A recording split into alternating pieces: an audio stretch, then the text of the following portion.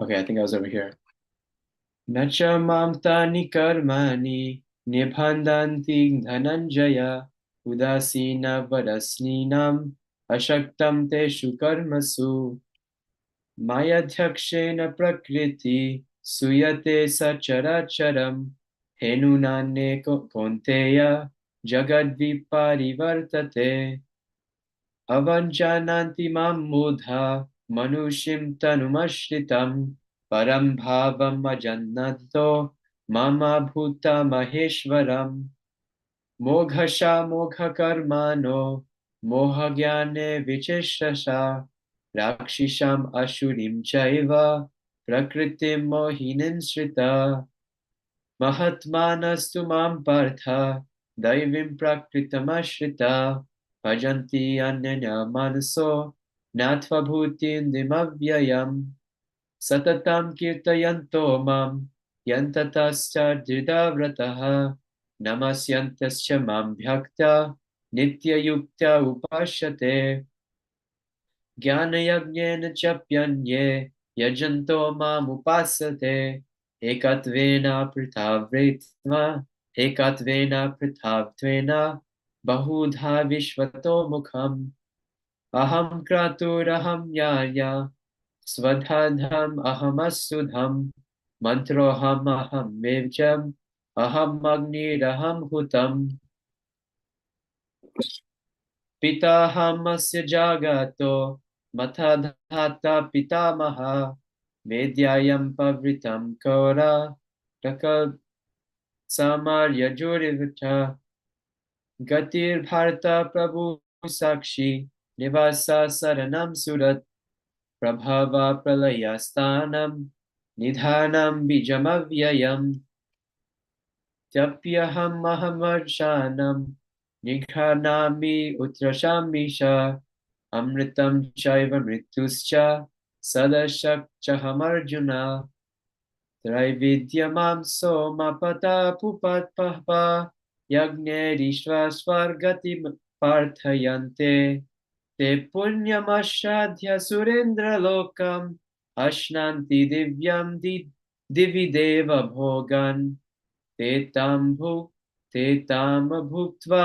स्वर्गलोकमिश्रम् शीन्ये पुण्यमर्तलोकं विशन्ति एवं त्रयी धर्मननुप्रपन्ना गता गतं कामकमालभन्ते अन्ययश्चिन्तयन्तो मां ये जना पर्युपासते तेषां नित्यभियुक्तानां योगक्षेमं यहाम्यहम् ये येऽप्यन्ये देवता भक्ता यजन्ते श्रद्धवन्यते तेऽपि मामेव कौन्तेय यजन्ति अविधिपूर्वकम् अहं हि सर्वयज्ञानां भोक्ता च प्रभुरेव च न तु माम् अभिजानान्ति तत्त्वेतन्तश्च वन्ति ते यन्ति देवा व्रता देवान् पृतन्यन्ति पितृव्रता भूतानि यन्ति भूतेज्या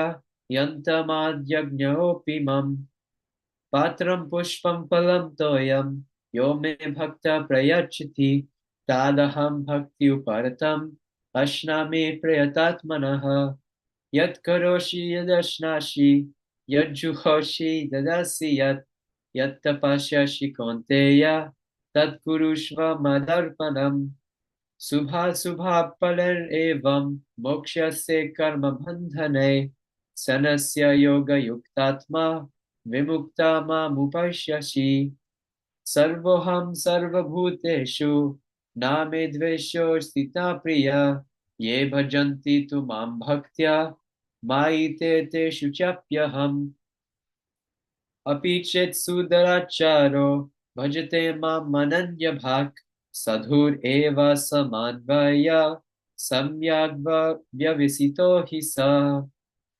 क्षिप्रं भवति धर्मात्मा सश्वक्चन्तिं निगच्छति कौन्तेय प्रतिजानीहि न मे भक्ता प्रणश्यति मां हि Partha व्यपाश्रित्य येऽपि papayoneya striyo vaishyastata shrudas tepi yanti param gatam kim punar brahmana punya bhaktarajasya yastatha anityam ashukham lokam imam prapya bhajasva mam manmana bhavar madbhakto madhyajivam mamaskuru mamai vaishyasis yuktaivam atmanam patparayana. Okay, so let's restart and go through the translations this time. Could we get a few volunteers? We'll read 10 each. Okay, or not 10 each. Yeah, let's do 10 each. Okay, we'll do 5. Vivan, you can go ahead. Could you zoom in a bit? Is that good? Thanks. So each of us are going to read 5, okay? Yep. Okay. The Supreme Personality of Godhead said, "My dear Arjuna, because you are never envious of me, I shall impart you to this most confidential knowledge and realization, knowing which you shall be relieved of all the miseries of material existence. This knowledge is the king of education, the most secret of all secrets. It is the purest knowledge, and because it gives direct perception of the self by realization, it is the perfection of religion. It is everlasting, and it is joyfully performed. Those who are not faithful in this devotional service cannot attain me, O conqueror of enemies. Therefore, they return to the path of birth and death in this material world. By me, in my unmanifested form, this entire universe is pervaded. All living beings are in me, but I am not in them. And yet everything that is created does not rest in me. Behold my mystic opulence. Although I am the maintainer of all living entities, and although I am everywhere, I am not part of this cosmic manifestation. For myself is the very source of creation. Understand that as the mighty wind blowing everywhere rests always in the sky, all created beings rest in me. O son of Kunti, at the end of the millennium, all material manifestations enter into my nature. At the beginning of another millennium, by my potency, I create them again.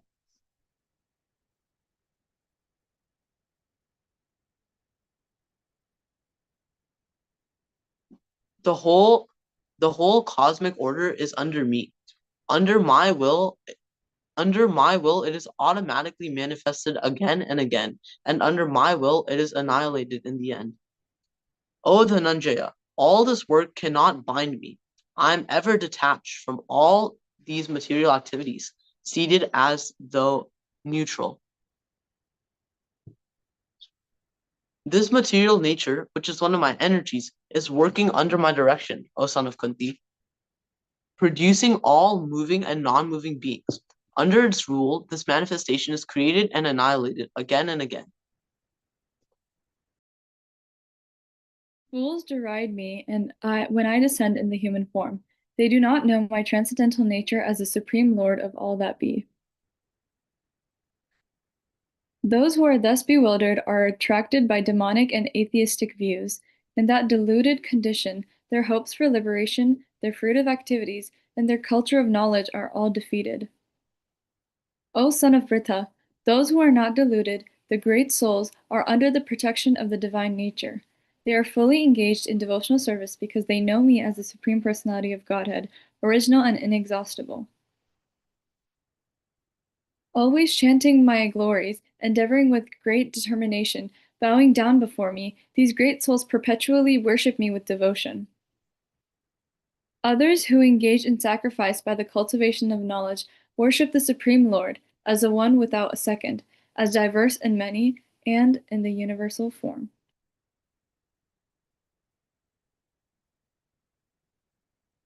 But it is I who am the ritual, I the sacrifice, the offering to the ancestors, the healing herb, transcendental chant. I am the butter and the fire and the offering.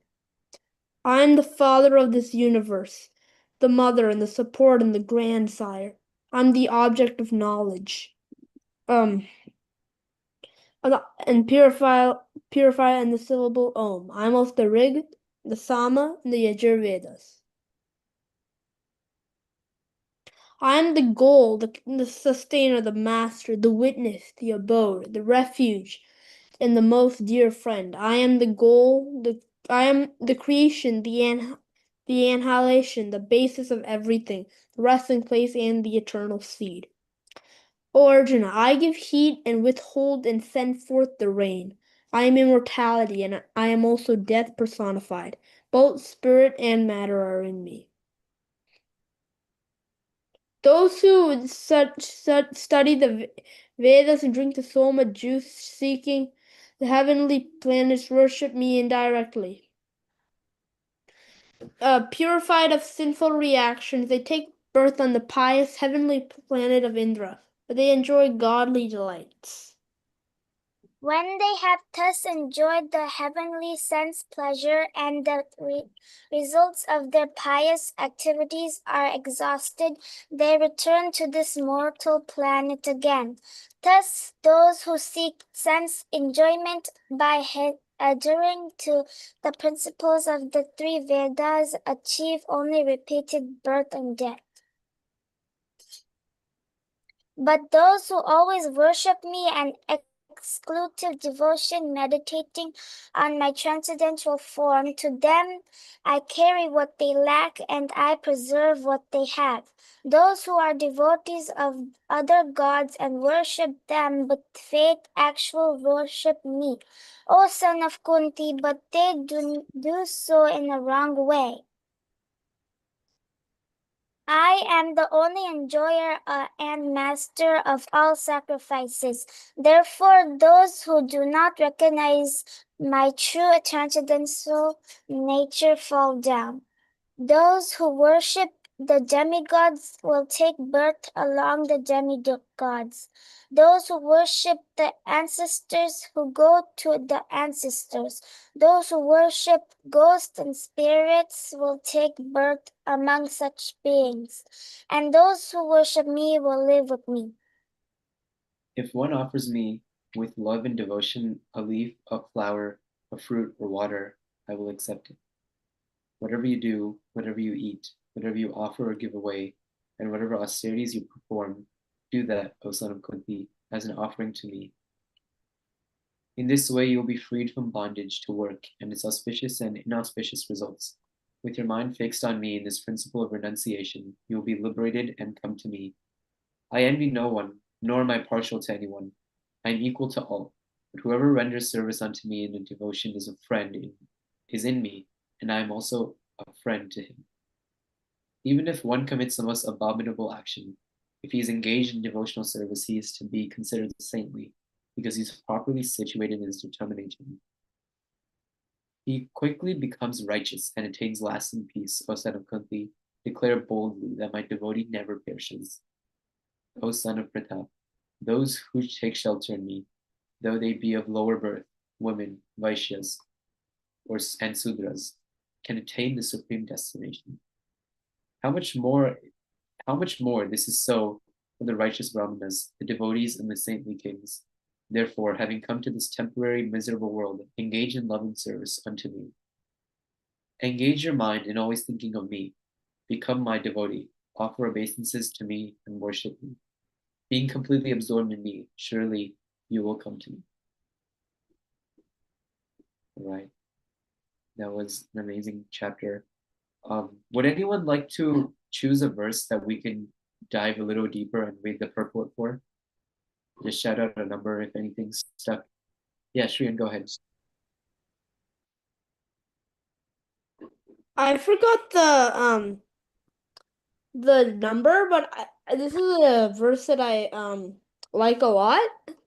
Can you do the one after Patram Pushpam Phalam Toyam? The one right after. This one? Yeah, number 27. All right, awesome. Okay, would you like to recite it then? Okay. Yat karoshi yadashnasi, yat joshi dadasi, yat tapasyasi kaunteya, tat kurushva sadarpan, tat kurushva madarpanam. All right. Whatever you do, whatever you eat, whatever you offer or give away, and whatever austerities you perform, do that, O son of Kunti, as an offering to me. Do we have? It's only one paragraph. I'll read it. Thus, it is the duty of everyone to mold his life in such a way that he will not forget Krishna in any circumstance. Everyone has to work for maintenance of his body and soul together, and Krishna recommends herein that one should work for him. Everyone has to eat something to live. Therefore, he should accept the remnants of foodstuffs offered to Krishna.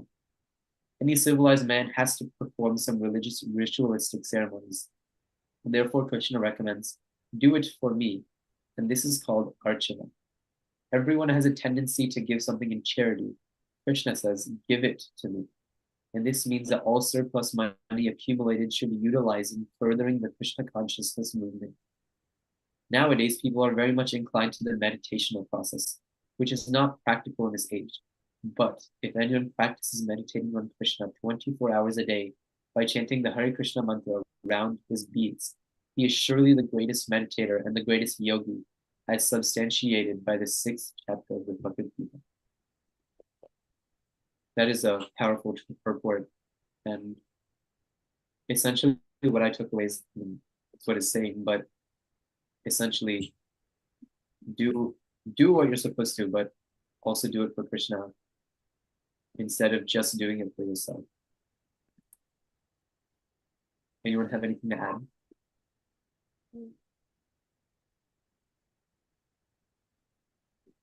Okay. Oh, Vivan, no problem. Go ahead. So one reflection that I have from this purport was that whatever you do in life, you have to not forget Krishna. Like in any circumstance, just keep Krishna with you and everything will be fine. Yes, that's a very good realization and something that I always try to remember, but it's hard to remember in a lot of scenarios, but it is very true. If anyone doesn't have anything else, then we can move on to, oh, wow, we have a lot. Okay. Drian, go ahead. So, yeah, so something that I took away from this verse is that Krishna is basically saying that anything that's extra and you don't need for your to sustain your life and sustain your body, you should just give it to him to advance the Krishna conscious movement. And by doing that, your life will be successful, and any money that you get by giving it to Krishna, the entire income that you get will get purified because you're donating towards Krishna and you're helping support the Krishna conscious movement and advancing it. Totally I agree. think, Oh, I go think ahead. this verse shows that you can show devotion in every single action, every single thing that you do. Like you just doesn't have to be doing kirta seva chanting. It can be anything and everything.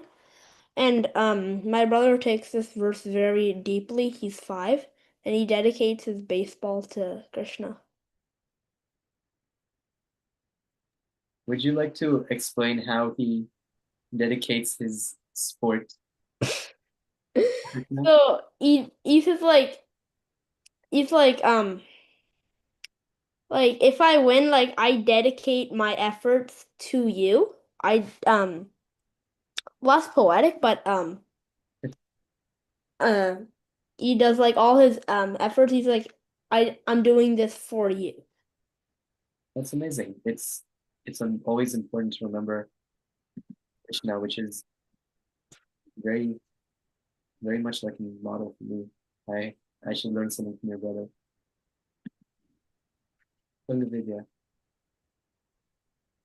Hare Krishna. I was thinking of the verse from NOI, I think it's verse 8, that talks about how one should use one's full amount of time, 24 hours a day, in remembering the Lord and serving Him, chanting His holy name. So I just thought it was a really nice connection to what Srila Prabhupada's writing in this purport about one should practice meditating on Krishna 24 hours a day. I was also thinking of the example of Ambrish Maharaj, because I know there's a description in Srimad Bhagavatam where it talks about how he would engage the various parts of his body in the service of the Lord. So his eyes would be used to take darshan of the Lord. His feet would be used to take him to the temples or other holy places, or like he would use his sense of smell to smell the flowers or the tulsi leaves that have been offered to Krishna, etc. So it's like he used everything he had in order to serve Krishna. So this verse is also kind of the same of like that's a great example of how we can do the same things. So Don't forget honoring Prashadam with them. Yes. Ishika, you can go ahead. Yeah, at like Sadhu Sangha, got the honor to meet Indradharma Maharaj, and I was talking about how like it's kind of hard for me to chant like a lot of rounds every day because of school. And Maharaj was like, it's okay because your service right now is school. So that's your like duty, and like therefore like after every like semester or every year, when you show your grades to Krishna, that's your service to Krishna. And just keep consistent, even if it's not as many rounds. Just keep that consistent, but your grades are your service. So I thought that was kind of like connected to this verse, which was saying like you can do anything for Krishna. And Maharaj here was saying that, your grades are for Krishna. So That's amazing. I never thought about it like that, but it makes a lot of sense. Manhar, go ahead. Hare Krishna. This verse kind of reminds me of like to always remember Krishna and never forget him. So Yes. Thank you so much for sharing. All right. Final call. Anyone else like to share anything? Okay. Awesome. Then I'll hand it off to Punga Vidya for Shoprabhupada Lilamrita.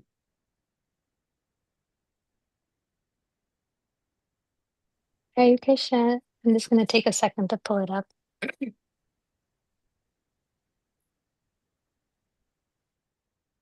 All right.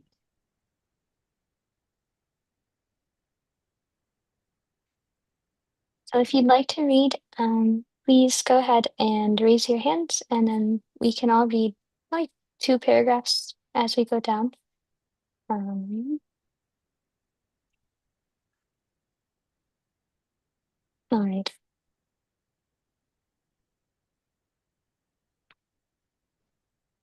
Okay. Vivan and Parth, are both of you reading? Yeah, we'll both read Okay, so 2 you can read paragraphs. 4 paragraphs total. Yeah. So is it starting from the Vedic standard? Yes. Okay.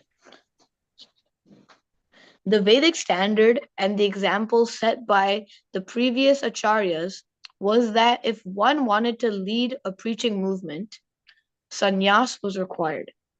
Srila Bhaktisiddhanta had taken sannyas to facilitate his missionary work.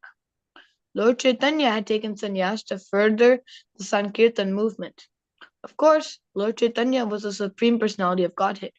But when his young students had been disrespectful towards him, treating him as an ordinary man, he had taken sannyas. Because a sannyasi is automatically respected, Lord Chaitanya's acceptance of sannyas was a calculated tactic.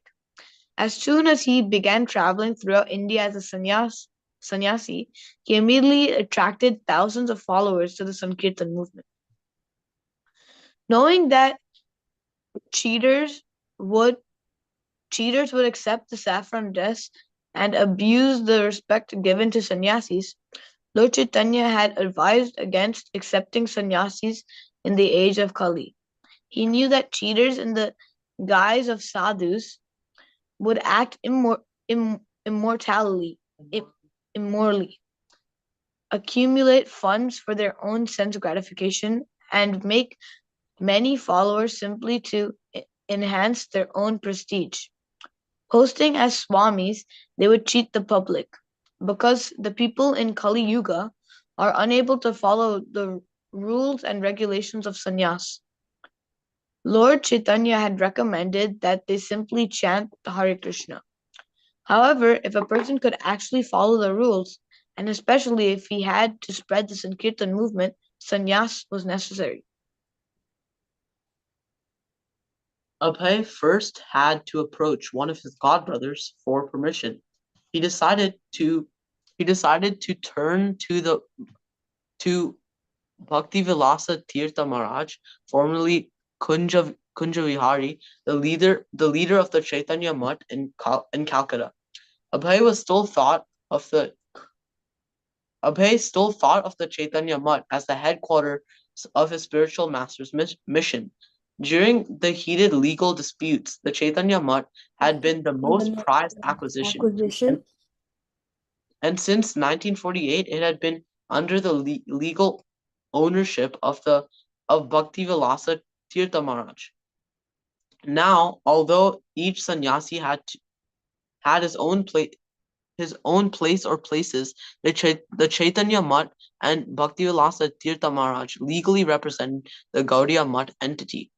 Abhay felt that if he were to take sannyas and go preach in America, he should give the Chaitanya Mutt the first opportunity to support his work. In April 1959, Abhay wrote to Tirtha Maharaj inquiring about sannyas and the Chaitanya Mutt's printing of some of his manuscripts. And since no one was going abroad, he volunteered to do so on behalf of the Chaitanya Mutt. Bhaktivilasa Tirtha Maharaj replied that Abhay should first join the Chaitanya Mutt. He mentioned the strife that still lingered. Those who are acting against Chaitanya Mutt, they are motivated by their individual ambitions. Anyone who was against the Chaitanya Mutt, he said, was acting illogically and against the instructions of Bhaktisiddhanta Saraswati. So, according to Tirtha Maharaj, the thing for Abhay to do, the thing he had neglected to do so, to do for many, the thing he had neglected to do for so many years was to join the Chaitanya Mutt and act under his direction. Tirtha Maharaj mentioned several members of the Chaitanya Mutt who had recently accepted the sannyas order, and he said that Abhay could also become one in time. He invited Abhay to come reside at the Chaitanya Mutt. The houses that we have, there are so many rooms that are airy and well lit. We will treat you exclusively. There won't be any difficulty. We will take care that no inconveniences are caused. But as for printing books,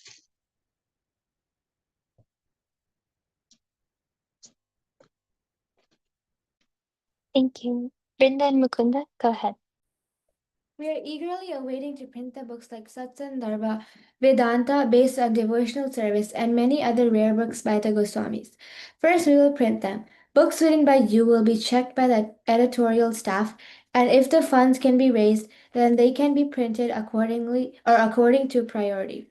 The books will be printed only if they are favorable for the service of the Chaitanya Mutt. Therefore, if the fund is raised, then there is a plan to go abroad as well. Abhay was not encouraged. The main difficulty he felt was the Chaitanya Mutt's shortage of funds. Srila Prabhupada, I was working with my broken typewriter. I went to our Tirtha Maharaj. You give me a room and print my books. Give me some money, I will join you. I had thought, this is Guru Maharaj's institution. He did not say no, but the printing of books was a difficult task for him.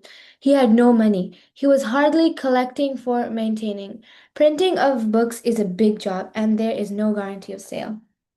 Without printing books and going to the West, sannyasa did not have meaning for Abhay. And who knew when Tirtha Maharaj would sanction his taking sannyasa? There was no point in going to Calcutta just to reside in an airy, well-lit room. He had already in Vrindavan. Wait, what? That he had already in Vrindavan. Abhay wrote back to Tirtha Maharaj mentioning his direct order from Srila Bhaktisiddhanta Saraswati to preach to the English-speaking people. He wanted to go to the West right away, and he had thought the Chaitanya Mat would welcome his offer. Both Abhay and Tirtha Maharaj had their responsibilities, but perhaps they could work together to carry out the desire of their spiritual master. Abhay asked Tirtha Maharaj to reconsider. On May 7th, 1959, Bhakti Vilasa Tirtha Maharaj wrote back, "My suggestion is don't make any hasty decisions. For the time being, you stay with us and engage yourself in the service of the society and then accept the Tridanda Sannyasa. The purpose of accepting Tridanda is to serve the society. If it if that is your desire, then Sri Chaitanya Mat will decide about your going to America to preach and make all the arrangements. It can never be the principle of the society to let one act according to his individual attempt or desire. Society will decide after consulting with the heads what is to be done by whom. This is what I want to say. First of all, it is necessary to identify oneself with the society. In order to preach in America or in other foreign countries, it is important to have a dignified organization in the background, and secondly, it is necessary to establish oneself in India before going to preach in foreign countries. Now that there are no conferences or meetings in the West as before, communication is done through the media of television.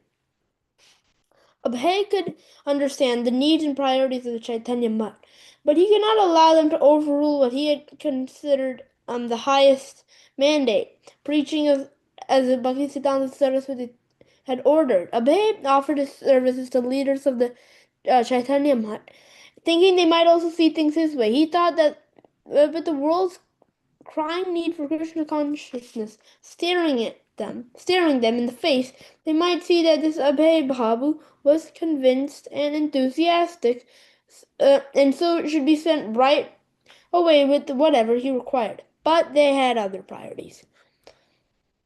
Abhay then turned to Keshav Maharaj in Madura. Keshav Maharaj told Abhay to take sannyas immediately. After corresponding with Tirtha Maharaj, Abhay had felt some uncertainty about accepting sannyas, and now he was being encouraged so strongly he resisted. But Keshav Maharaj was insistent. Thank you. Advaita? Srila Prabhupada, I was sitting alone in Vrindavan, writing. My godbrother insisted to me, Bhaktivedanta Prabhu, you must do it. Without accepting the renounced order of life, nobody can become a preacher. So he insisted. Not he insisted, practically my spiritual master insisted. He wanted me to become a preacher, so he forced me through this godbrother. You accept. So, unwillingly, I accepted. Keshava Gaudiya Mutt was located in the midst of one of Mathura's downtown bazaars. Its main entrance, an arched doorway, led into a courtyard open to the sky through a metal grating above. The architecture was similar to that of Vamshi Gopalji Temple. The atmosphere was secluded, as in a monastery. Abhay was a familiar, welcomed figure here. He had lived here, written and studied in the library here, edited the Gaudiya Patrika, and donated the deity of Lord Chaitanya, who stood on the altar beside the deities of Radha and Krishna, Sri Sri Radha Vinoda Viharji. But his visit during September of 1959 was not an ordinary one. He entered the mutt dressed in white, Abhay Babu, but he would soon be leaving dressed in saffron, a Swami. Abhay had been living in a renunciant for 9 years. There was no need for him to observe a ceremony or to proclaim himself a sadhu by changing to saffron dress. But it was the parampara system that made that a man take Tridanda sannyasa at the end of his life. He was aware of the cheating sannyasis. Even in Vrindavan, he had seen so-called sadhus who did not preach, but simply spent their days hunting for chapatis. Some swamis of Vrindavan even indulged illicitly in what they had supposedly come here to reject, sex life. Such persons were making a mockery of sannyasa. And there were the castes Goswamis also, who lived like ordinary householders, running temples as a business to support their families and accepting honor and donations from the public on the false basis of birth. Abhay knew of these abuses of sannyas, but he also knew the real purpose of sannyas. Sannyas was for preaching. On the morning of September 17th, 1959, in the 50 by 25-foot DT room on the second floor of the Keshavji Mutt, a group of devotees sat before the deities of Radha Krishna and Lord Chaitanya. The deities were colorfully dressed in royal clothing and silver crowns. Radharani's right hand faced, palm forward in benediction for the worshipper. At her side, her left hand held a flower for Krishna. Krishna stood like a dancer, placing his right leg in a casual tiptoe pose before his left, playing his long silver flute, which he held gracefully to his red lips. His long black hair reached down past his shoulders, and the garland of marigolds around his neck reached down to his knees. On his right stood the deity of Lord Chaitanya, his right arm raised, left arm at his side, his body straight, feet together. He was a soft golden color, and he had large eyes, a well-formed red mouth, and straight black hair down to his shoulders. On one level, below the deities, were pictures of the spiritual masters in disciplic succession: Jagannath Das Babaji, Bhakti Vinod Thakur, Gaur Kishore Das Babaji, Bhakti Siddhanta Saraswati, Bhakti Prajanya Keshav Maharaj. Hare Krishna. So I think we'll end here for today. Thank you to everyone who read. I guess we're leaving at a cliffhanger on how Srila Prabhupada's sannyas goes. But yeah, so this is kind of the end of our youth jam session. It's a bit shorter today. But hopefully next week we'll be back in full force. But one thing we'll end on, as per usual, is some reflection time. So if anyone has anything to share, any reflections from their life, or any reflection from their life or their readings or anything like that, feel free to share. Shreyan, I see your hand is raised. Yeah. So one reflection that I had was that Prabhupada saw that there were a lot of cheaters who kept taking sannyas. And then he was like, I'm not gonna be one of them. I'm just gonna spread the holy name so that everybody can get the holy name. And he wanted to just get his books out because those were the best books.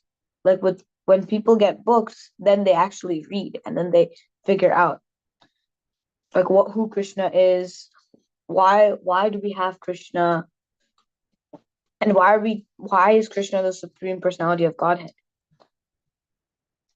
Additionally, Prabhupada had instruction from his spiritual master that he has to go preach. And the way that he did it was absolutely crazy. Yeah, thank you for sharing that. Srila Prabhupada, when you were speaking, I was thinking Srila Prabhupada's service was so selfless. He really didn't think about himself whatsoever. He was just so concerned about pleasing his spiritual master. So thank you for sharing that. Anyone else wanted to share? I thought I saw another hand. Yeah. Hare Krishna Mataji, this is Hare Vivan. Krishna. Go ahead. So I also had a reflection from today's Sangha.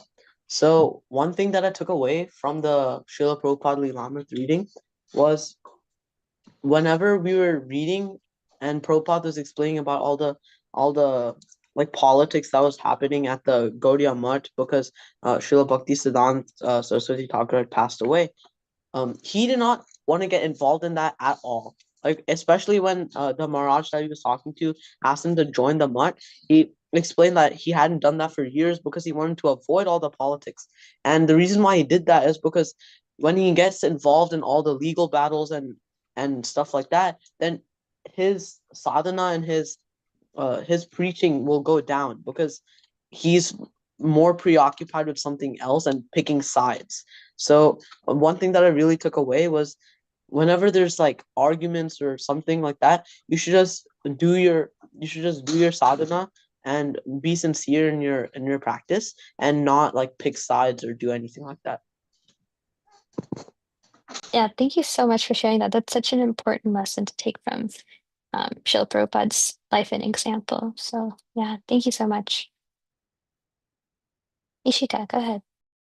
So I kind of found like a connection between like the verse we like looked further into for the from the Bhagavad Gita and then Srila Prabhupada's life. So the verse we were talking about how one can indulge in serving Krishna 24 7. And I feel like Srila Prabhupada is like the living example of that because Prabhupada never, like you were saying, he was very selfless. He never did anything for himself. He was either always serving Krishna or the devotees.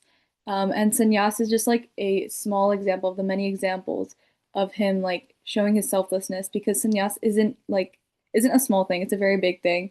And he did it solely for preaching because in the what we were reading, it literally said sannyas is for preaching. So for the sake of preaching, for the sake of spreading Krishna consciousness, for Krishna and the devotees, he took sannyas and he, went the extra mile. So I thought that kind of like correlates with the verse we read.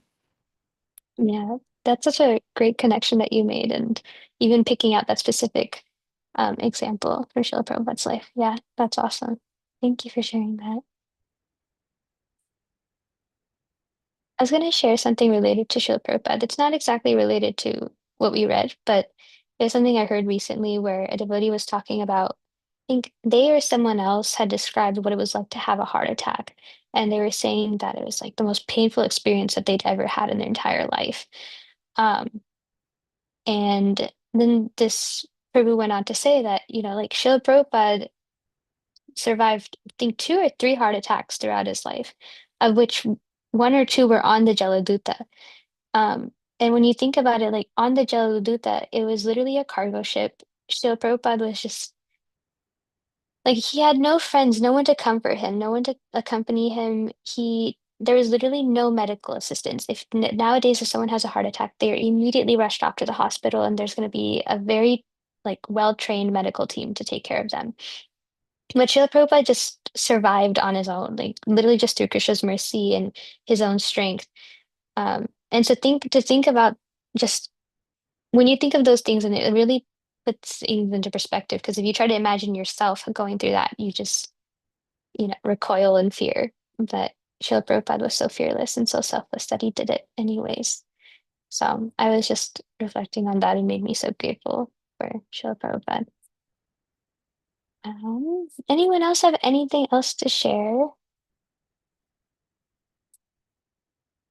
I do have a question to ask the entire group, which is that how many of you went to Sadhusanga this past weekend? All right, I see a few hands. Anyone want to share something that stuck out to them from their experiences at Sadhusanga? Like a moment that even if it's funny or like really sweet, something just really simple, even if it's that. But Ishika, go ahead.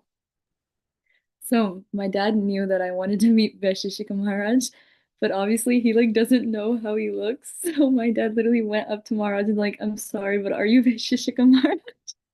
And then and then Maharaj said yeah, and then my dad like called me from the other side. Oh my God, I was just like, okay, dad, come on, one thing. That's so sweet. It's so sweet that your dad went through the extra effort to go find Vaisheshika Maharaj, even though he didn't know. And of course, Vaisheshika Maharaj is so sweet that he usually is just kind of like blissed out. That's great. I think Parth, I saw you raise your hand.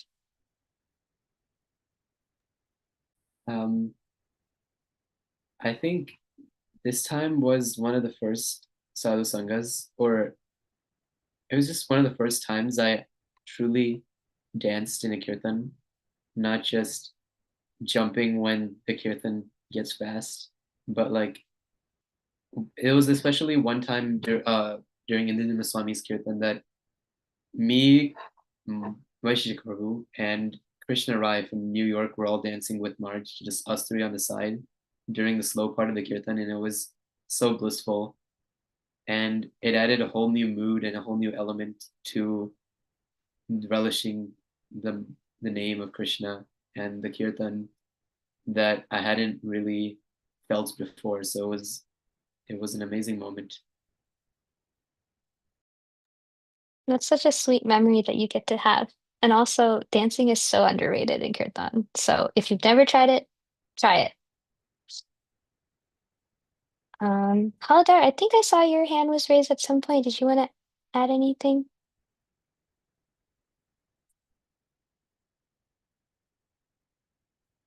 I'm gonna take that as a no. All right. Anyone else want to say any reflections?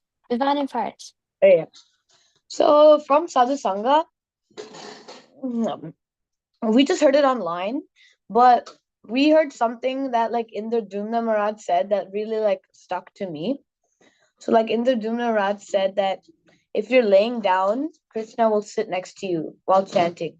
If you're sitting, Krishna will stand next to you. If you're standing, Krishna will dance next to you. And if you're dancing, Krishna will embrace you while chanting. So that was like really like touching. I agree. That is so sweet, so touching. Thank you for sharing that. All right. Oh, yes, go ahead. Was anyone there for the kirtan where Achyuta Gopi was doing the storytelling of the bridge pastime?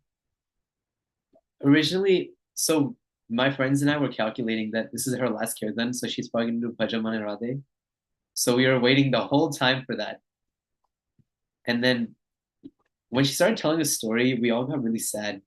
But it was actually such a sweet, like, it was an amazing kirtan. It was one of my favorites there just because of the way she told it. And then she would like sing the prayers that Hanuman or Arjuna would do. But I know my friends and I had a lot of fun in that pastime too, because like every time she would be like, Hanuman put his foot on the bridge, I would look at my friend and be like, oh my God, Hanuman's foot's on the bridge. And it was just really, it was an amazing experience. And also it was a pastime that I didn't fully know. So it was nice. Sounds like a really awesome experience. Thank you for sharing that. All right. Well, I think we will end here for today unless anyone has any burning reflections that they want to share. Going once? Going twice? All right. So with that, we'll end with a prayer for today. Someone nominate someone else for the prayer? I know we normally do that at the beginning, but we can try it at the end too. I nominate Advait. I think, Adwaita, you've been nominated first. So, Adwaita, go ahead. Okay. All right. Dear Shri Shri Radha Madan Mohan, if you so desire, please help us all come back to each other's association week after week, month after month, year after year, in one way or another, so that we may continue this sweet Sangha. And thank you so much for giving us this opportunity. Hare Krishna. I love. Thank you for this wonderful prayer. And that is the end of this week's Youth Jam session. So we hope to see all of you next week, as Adwaita just prayed for. So hopefully we'll see you all next week. Have a lovely rest of your day, and we'll see you guys next week. Hare Krishna. Haribol! Hare Krishna. Hare Krishna. Hare Krishna.